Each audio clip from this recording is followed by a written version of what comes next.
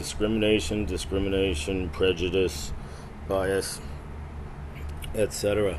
We got to take Maxwell apart on the stand about discriminating against the children of a 100% service-connected disabled veteran. Oh, did I mention the honorably discharged former non-commissioned officer and project manager for NATO of the United States Air Force? Under the Americans with Disabilities Act, I believe it's Article 2, reasonable accommodations shall be made for people who are a part of this class, of which I am certainly one, that they and their children not be discriminated against on the basis of their disability. Now, this court has elevated this kind of discussion to some level of it's beyond depraved indifference. These people have engaged in deliberate acts of cruelty against me over and over again, knowing that I am 100% service-connected for post-traumatic stress disorder, anxiety, and depression.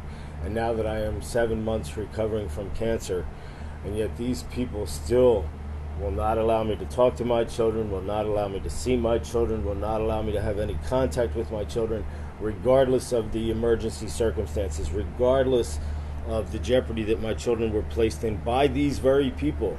You have to remind the court that it is Maxwell's decision and the court's decisions that have allowed this to occur, because they did not heed my warnings for the last 10 years, of which I have filed at least 10 different petitions, motions, cross motions, ex parte communications, phone calls, emails, etc., where I informed this court of the danger that my daughters are in because of Ricky Carnahan, a violent convicted felon with a propensity for beating the shit out of women. And that this guy's a weirdo who has unfettered access to my daughters. And now you're going to take away that right from me again? I don't think so. I'm not allowing this to go forward where you think I'm going to sign again without some sort of agreement for shared physical custody and shared legal custody. There's no fucking way that you're going to perpetrate this on me again without me raising hell. So I'm just letting you know that I do have firm basis with the 14th Amendment and my protections. This has been argued already before the United States Supreme Court. I'm not breaking new ground here. But I'm going to use the Americans with Disabilities Act and the fact that you can't discriminate against me according to this law. I'm protected by the federal government.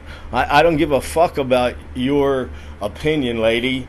You need to follow the law just like anybody else. You need to follow federal law. You need to follow New York state law when it comes to the rights of biological parents. You can't just cut me off like that. There is no fucking way in hell that I'm going to allow this to happen. Do you hear me? There's no way. I will see you in court. I will dismantle you. Like I said, I haven't needed to hire an attorney so far because we're not arguing the finer points of law here. No, we're talking about the gross misconduct perpetrated by the lawless Bruno, Crookshank, Maxwell, all of these assholes. Christopher Michaud trying to pick up documents so that I wouldn't have the proper access to information that I needed to prosecute this at the time. It's obvious to see who these people plant. That's why they want to get me to try to take an attorney, for God's sake, so they can whitewash the thing all over again. It's not happening.